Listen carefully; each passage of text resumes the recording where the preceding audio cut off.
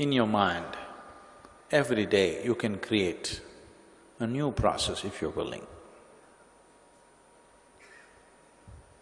You're actually doing this. Today you're in the ashram, it is a spiritual act. You go somewhere, it is another kind of act. You can do whatever you want with this, but the existential is just the way it is. Nothing has changed about it. Shankaran Pillai joined the medical college. It is a 5-year course, but because he was so thorough about everything, it was already 10 years and still they had not released him.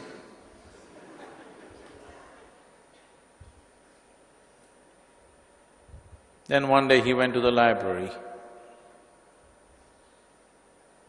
and looked at the anatomy book. The same anatomy book that people were studying 40, 50 years ago, the Gray's Anatomy, is still in vogue. So, he had read these 2, 3 anatomy books that were there because he's been there for 10 years. He went to the librarian and said, "I'm fed up with this. Isn't there somebody writing something new?"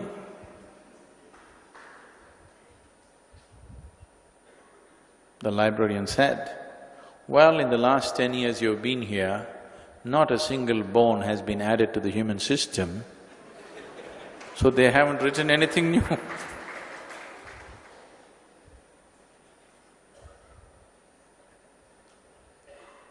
Your mind, the psychological dimension of who you are, is constantly looking for variety and creating new things on a daily basis. It obviously has nothing to do with the existential, because the existential has always been the same.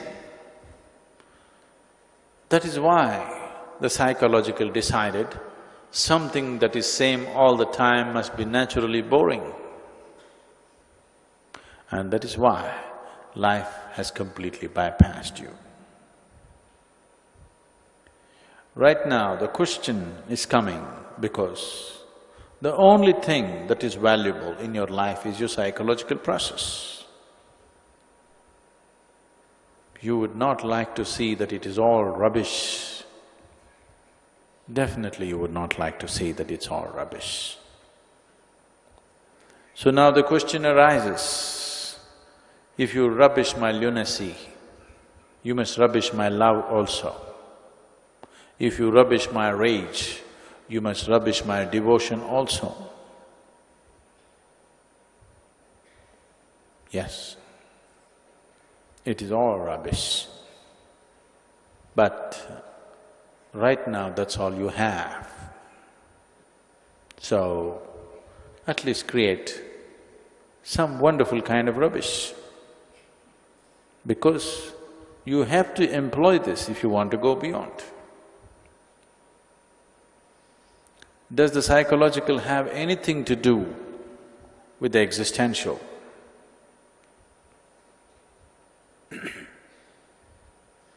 If it had anything to do,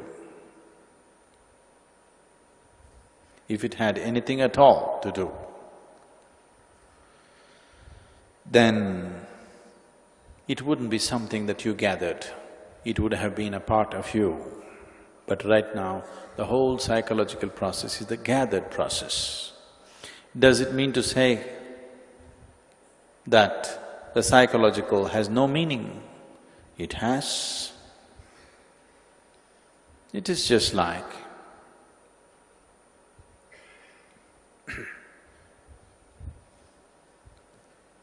we wear these clothes. One thing, it covers our body. Another thing, it can decorate us. Another thing, it can be a statement of who you are. A million other things you can do with these clothes. But also, if you don't wish, you can discard this right now. So I'm not saying only the psychological, even the physiological has nothing to do with the reality. So, the psychological, does it have any value at all? It's just like, does your clothes have any value at all? As long as you're alive, as long as you live in a society, it has a value and a meaning. The meaning is contextual, it all depends in what context you are. Here, what kind of clothing I'm wearing is meaningful. If I'm in the middle of nowhere, somewhere in a desert, now whether I wear my clothes or do not wear my clothes has no meaning. So, the psychological is just like this, it has contextual meaning.